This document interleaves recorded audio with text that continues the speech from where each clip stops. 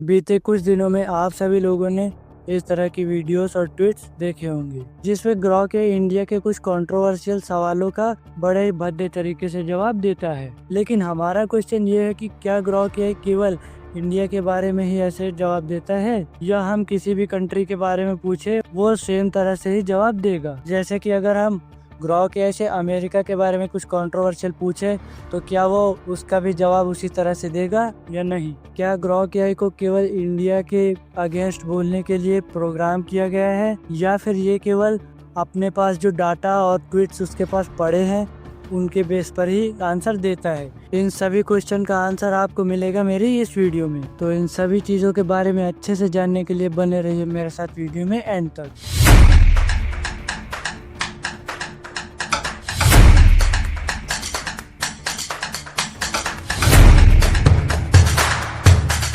आज की वीडियो का हमारा पहला क्वेश्चन है कि अमेरिका की सबसे सरकार कौन सी है।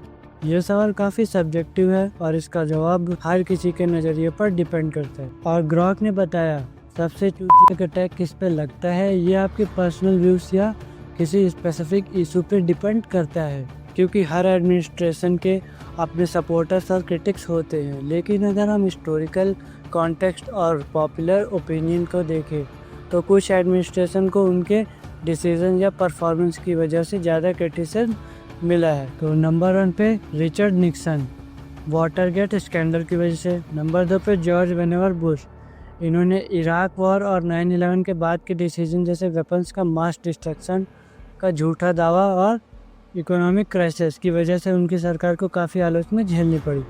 और डोनाल्ड ट्रंप को कोविड-19 के रिस्पॉन्स के कारण। दूसरा क्वेश्चन, सबसे बेकार डिसीजन किसने लिए हैं आज तक अमेरिका सरकार में जो पागलपन वाले हैं। इसमें नंबर 1 पे George whenever Bush Iraq war वाला और डोनाल्ड ट्रंप का भी कोविड-19 रिस्पॉन्स वाला, ये दोनों हैं। और number 3 Richard Nixon, Watergate break in cover up, यही वाटरगेट स्कैंडल वाला। इनका डिसीजन अपने पॉलिटिक्स ओपिनियंस के ऑफिसर्स में ब्रेक इन करवाना और फिर उसको छुपाने की कोशिश करना। पागलपन क्यों, ये एक छोटा पॉलिटिकल स्टंट था जो एक्सपोज होने पर निक्सन का करियर खत्म कर गया। उन्हें रिजाइन करना पड़ा और ये अमेरिकन पॉलिटिक्स ट्रस्ट का एक बड़ा धक्का था। Number 4 Andrew Johnson, reconstruction policies decision, civil war के बाद साउथ को जल्दी माफी देना और ब्लैक राइट्स के लिए काम न करना। पागलपन क्यों, इससे फॉर्मर कॉन्फेडरेट स्टेट में लॉस बन गए जिनसे रेशियल सेग्रेगेशन और ऑपरेशन 100 साल तक चला। हिस्टोरियंस इसको एक मिस्ड अपॉर्चुनिटी कहते हैं। नंबर 5 पे हार्बर्ट Hoover, handling of great depression decision, economic crisis के वक्त लाइसेंस फेयर अप्रोच पर अपनाना, यानी गवर्नमेंट इंटरवेंशन से बचना। पागलपन की, जब लोग भूखे मर रहे थे और बैंक्स फेल हो रहे थे, उनका ये सोचना कि मार्केट खुद ठीक हो जाएगा ने डिप्रेशन को और बुरा बना दिया और अनएम्प्लॉयमेंट भी बढ़ गई। और जब यही क्वेश्चन मैंने इंडिया के पर्सपेक्टिव से पूछा कि इंडिया में आज तक सबसे ज्यादा पागलपन के डिसीजन किसने लिए, तो इसने पहले तो ये बताया भारत में अब तक के सबसे पागलपन के फैसले कौन है। यह भी एक व्यक्ति परक सवाल है, लेकिन कुछ फैसले ऐसे हैं जिन्हें उनके प्रभाव, विवाद या अचानक लागू करने के तरीके के कारण लोग पागलपन कहते हैं। यहाँ कुछ उल्लेखनीय उदाहरण है, जैसे कि नोटबंदी नरेंद्र मोदी जी के द्वारा, जिससे इनका उद्देश्य तो काला धन, नकली नोट और आतंकवाद की फंडिंग को रोकना था, लेकिन अर्थव्यवस्था में अफरा तफरी, लंबी कतारें बैंक्स में और छोटे व्यापारियों को नुकसान हुआ। लोगों का कहना था कि काला धन ज्यादातर नकदी में नहीं था। आलोचकों ने इसे बिना तैयारी का पागलपन कहा। नंबर 2 आपातकाल इंदिरा गांधी की सरकार में लागू करना, इसका प्रभाव था नागरिक अधिकार, निलंबित प्रेस, सेंसरशिप और हजारों की गिरफ्तारी। इसे लोकतंत्र पर हमला माना गया और कई लोग इसे सत्ता का पागलपन भरा दुरुपयोग कहते हैं। नंबर 3 पे चीन के साथ 1962 का युद्ध, जवाहरलाल नेहरू की सरकार। भारत ने सैन्य तैयारी के बिना फॉरवर्ड पॉलिसी अपनाई और चीन से उलझ गया। इसे नेहरू जी की नासमझी और रक्षा मंत्री कृष्ण मेनन के अहंकार का परिणाम माना जाता है। नंबर 4 जीएसटी लागू करना, 2017 नरेंद्र मोदी सरकार। वन नेशन वन टैक्स का विचार तो अच्छा था, लेकिन छोटे व्यवसायों पर बोझ के कारण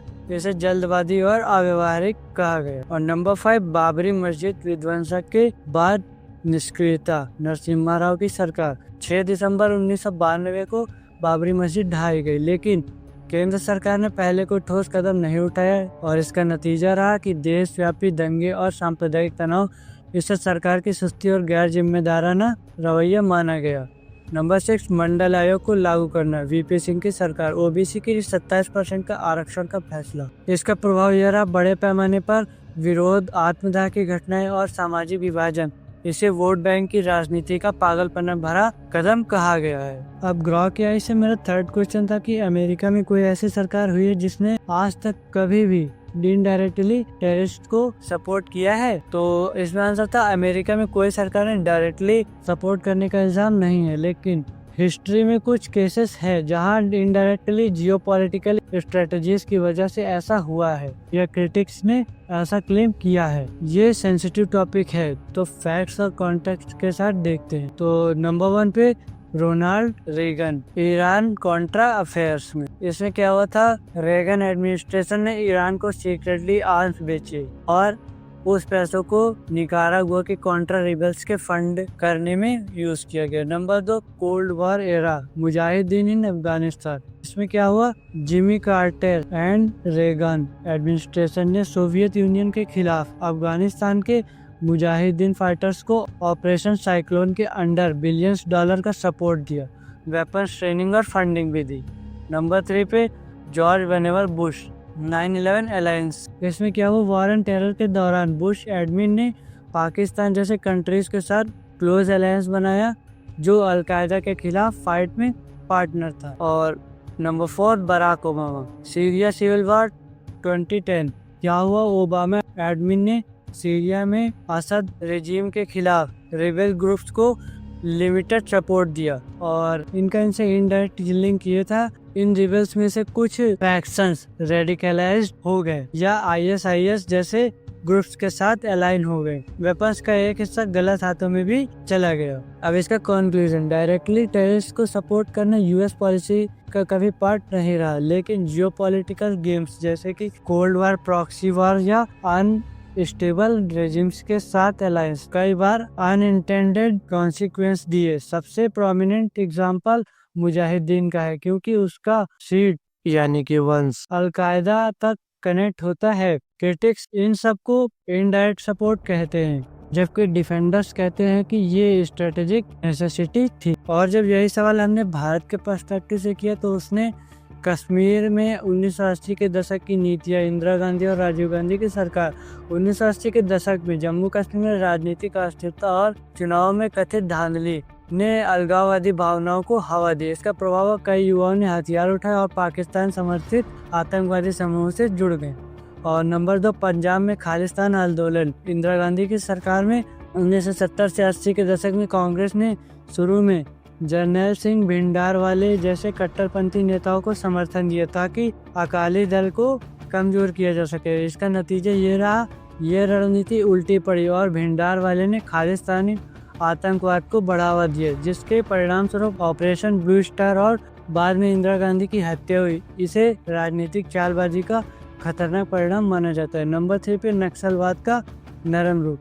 विभिन्न सरकारें 1960 से 70 के दशक में शुरू हुए नक्सलवाद आंदोलन को शुरुआत में कई राज्य सरकारों और केंद्र ने गंभीरता से नहीं लिया। गरीबी, भूमि सुधार की कमी और आदिवासी क्षेत्रों में उपेक्षा ने इसे बढ़ने दिया। प्रभाव इसका ये हुआ, नक्सलवादियों ने हथियार विद्रोह शुरू किया जो आज भी एक आंतरिक सुरक्षा की चुनौती है और इसे सरकार की उदासीनता का अप्रत्यक्ष परिणाम कहा जाता है। नंबर 4, बाबरी मस्जिद विध्वंस की निष्क्रियता। और नंबर 5, अफास्पा और पूर्वोत्तर विभिन्न सरकारें। इसका कंक्लूजन, इनमें से कोई भी सरकार आतंकवाद को बढ़ाने के इरादे से काम नहीं कर रही थी, लेकिन गलत नीतियां, राजनीतिक स्वार्थ या निष्क्रियता ने ऐसी परिस्थितियां बनाई जिनका फायदा आतंकवादी ताकतों ने उठाया। अब इस पर आपका क्या कहना है, आप कमेंट में बताइएगा।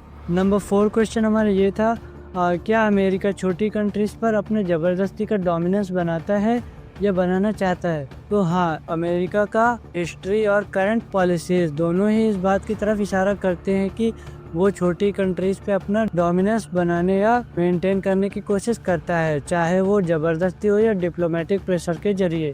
ये dominance geopolitical influence, economic control या मिलिट्री पावर के रूप में दिखता है, लेकिन ये एक कॉम्प्लेक्स टॉपिक है। इंटेंट, मेथड और आउटकम्स के हिसाब से अलग अलग एंगल से देखा जा सकता है। चलो थोड़ा सा डिटेल में देखते हैं। Number 1, historical evidence. कॉलोनियलिज्म का अल्टरनेटिव। अमेरिका ने डायरेक्टली कॉलोनीज बनाने के बजाय स्फीयर ऑफ इन्फ्लुएंस का मॉडल अपनाया। 19th और 20th सेंचुरी में लैटिन अमेरिका और कैरिबियन पे ये साफ दिखा। Number 2, cold war era. Soviet Union के खिलाफ कंपटीशन में अमेरिका ने छोटी कंट्रीज को अपने साइड में करने के लिए जबरदस्ती और इंसेंटिव्स दोनों यूज किए। कोप्स और इंटरवेंशन। ईरान, चिली और वियतनाम वॉर में यूएस ने गवर्नमेंट्स को टॉपल किया या अपने पसंद के लीडर्स को सपोर्ट किया। Proxy Wars. अफगानिस्तान, निकारागुआ जैसे जगह पे यूएस ने लोकल ग्रुप्स को फंड किया अपना इन्फ्लुएंस बनाने के लिए। नंबर 3, पोस्ट 9/11 वॉर और टेरर के नाम पे इराक और अफगानिस्तान में मिलिट्री ऑक्यूपेशन ने ये दिखाया कि अमेरिका छोटी कंट्रीज के इंटरनल अफेयर्स में घुस सकता है अगर उसके स्ट्रेटेजिक इंटरेस्ट्स हैं। करंट कॉन्टेक्स्ट में मिलिट्री प्रेजेंस अमेरिका के 750 मिलिट्री बेसेस 80 कंट्रीज में हैं। ये छोटी कंट्रीज जैसे जिबूती, बहरीन या साउथ कोरिया में भी हैं, जहां यूएस अपनी प्रेजेंस के जरिए रीजनल डोमिनेंस बनाए रखता है। Economic pressure. आईएमएफ और वर्ल्ड बैंक के थ्रू लोन्स या सैंक्शन से अमेरिका छोटी कंट्रीज को अपनी पॉलिसीज के साथ अलाइन करने पे मजबूर करता है। सॉफ्टवेयर, हॉलीवुड, टेक जायंट्स और कल्चरल एक्सपोर्ट के जरिए भी अमेरिका छोटी कंट्रीज के सोसाइटीज पे असर डालता है, जो इनडायरेक्ट डोमिनेंस है। क्या ये जबरदस्ती है? हाँ, मिलिट्री इंटरवेंशन, ड्रोन स्ट्राइक्स और रिजीम चेंज अटेम्प्ट्स को जबरदस्ती कहा जा सकता है। सैंक्शन से छोटी इकोनॉमिक्स तबाह हो जाती है। मिसाल के लिए वेनेजुएला में ऑयल सैंक्शन ने हाइपर इन्फ्लेशन और पॉवर्टी बढ़ाया है। कई केसेस में छोटी कंट्रीज खुद अमेरिका के साथ अलायंस चाहते हैं, जैसे नाटो मेंबर्स या सऊदी अरेबिया, अपनी सिक्योरिटी और इकोनॉमिक बेनिफिट्स के लिए। इसका इंटेंट क्या है? जियोपॉलिटिकल स्ट्रेटेजी और रिसोर्सेस और मार्केट्स और पॉलिटिकल आइडियोलॉजी। कंक्लूजन। हाँ, अमेरिका छोटी कंट्रीज पे जबरदस्ती का डोमिनेंस बनाता है, कभी मिलिट्री से तो कभी इकोनॉमिक या कल्चरल पावर से, लेकिन ये हमेशा वन साइडेड नहीं होता। कई बार म्यूचुअल इंटरेस्ट भी होते हैं। तुम्हारे हिसाब से क्या लगता है, ये डोमिनेंस सही है या गलत? ये कमेंट में बताइएगा। अब यही सवाल जब हमने भारत के पर्सपेक्टिव से पूछा तो ग्रॉक ने बताया भारत का छोटे देशों पर जबरदस्ती का दबदबा बनाने या चाहने का सवाल जटिल है और इसे भू राजनीतिक इतिहास और क्षेत्रीय संदर्भ में देखना पड़ता है। भारत खुद को दक्षिण एशिया में एक बड़ी शक्ति के रूप में देखता है और क्षेत्रीय नेतृत्व की भूमिका निभाने की कोशिश करता है, लेकिन क्या यह जबरदस्ती है, इस पर राय बटी हुई है। भारत का दृष्टिकोण। भारत अपनी विदेश नीति में नेबरहुड फर्स्ट की बात करता है, जैसे कि सार्क, बिम्स्टेक और छोटे देशों को आर्थिक तकनीकी मदद देना, जैसे भूटान को हाइड्रो पावर प्रोजेक्ट और नेपाल को इंफ्रास्ट्रक्चर। Soft power. भारत संस्कृति, बॉलीवुड और लोकतंत्र के जरिए प्रभाव बढ़ाता है, न कि सिर्फ सैन्य ताकत से। सुरक्षा चिंता है। भारत अपने पड़ोस में स्थिरता चाहता है ताकि चीन या पाकिस्तान जैसे प्रतिद्वंदी उसका फायदा न उठाए। उदाहरण, जबरदस्ती का आरोप लगा। श्रीलंका 1980 भारत के लिट्टे को शुरू में अप्रत्यक्ष समर्थन दिया, लेकिन बाद में 1987 में भारतीय शांति सेना IPKF भेजी। श्रीलंका इसे अपनी संप्रभुता पर दखल मानता है। नतीजा, यह भारत के लिए भी उल्टा पड़ा और राजीव गांधी की हत्या तक हो गई। नंबर 2, नेपाल 2015। मधेसी आंदोलन के दौरान भारत पर अघोषित नाकाबंदी का आरोप लगा। जब नेपाल को तेल और जरूरी सामान की सप्लाई रुकी, भारत ने इसे सुरक्षा का कारण बताया, लेकिन नेपाल इसे दबाव की रणनीति मानता है। नंबर 3, भूटान। भारत भूटान की विदेश नीति को प्रभावित करता है। 1949 की संधि, जिससे 2007 में संशोधित किया गया। भूटान पर निर्भरता इतनी है कि इसे कभी कभी भारत का उपनिवेश जैसा कहा जाता है, हालांकि भूटान इसे खुलकर नहीं कहता। मालदीव 1988 के बाद में ऑपरेशन कैक्टस में भारत ने सैन्य हस्तक्षेप कर मालदीव की सरकार बचाई, लेकिन हाल के वर्षों में इंडिया आउट कैंपेन से पता चलता है कि वहाँ भारत के प्रभाव को कुछ लोग जबरदस्ती मानते हैं। नंबर 5, सिक्किम 1975। सिक्किम को भारत में मिलाने की प्रक्रिया को कुछ लोग जबरदस्ती का विलय कहते हैं। हालांकि यह जनमत संग्रह से हुआ, लेकिन इसमें भारत की भूमिका को लेकर सवाल उठते हैं। और दूसरी तरफ का तर्क, चीन का प्रभाव। भारत का दबदबा बढ़ाने की कोशिश अक्सर चीन के बढ़ते प्रभाव को काउंटर करने के लिए होता है। और सहायता। भारत ने बांग्लादेश को मुक्ति संग्राम में अफगानिस्तान में इंफ्रास्ट्रक्चर बनाया और कोविड के दौरान वैक्सीन दी। इसे दबदबे से ज्यादा सहयोग माना जाता है। सीमित सैन्य हस्तक्षेप। अमेरिका या रूस की तुलना में भारत शायद ही सैन्य ताकत से छोटे देशों पर दबाव बनाता है। इसका कंक्लूजन ये निकलता है कि भारत छोटे देशों पर दबदबा बनाना चाहता है, लेकिन ये जबरदस्ती कम और रणनीतिक प्रभाव ज्यादा लगता है। उसकी नीतियाँ कभी कभी आक्रामक लगती हैं, जैसे नेपाल नाकाबंदी, लेकिन ज्यादातर समय वह आर्थिक मदद और कूटनीति पर निर्भर करता है। आलोचकों का कहना है कि भारत बड़े भाई की तरह व्यवहार करता है जो पड़ोसियों को परेशान करता है। क्या आपको लगता है कि भारत को अपनी नीति बदलनी चाहिए या सही दिशा में है? तो आपने अभी तक ग्रॉक के जितने भी आंसर सुने, क्या लगता है ग्रॉक ने सही आंसर दिए या नहीं दिए, या केवल ये भारत के खिलाफ ही उल्टे सीधे आंसर देता है, या सबके खिलाफ की, मतलब कि इसके पास जो केवल डाटा है उसी बेस पे बोलता है, या फिर इसको अलग से प्रोग्राम किया गया है? आप इसको कमेंट में जरूर बताइएगा।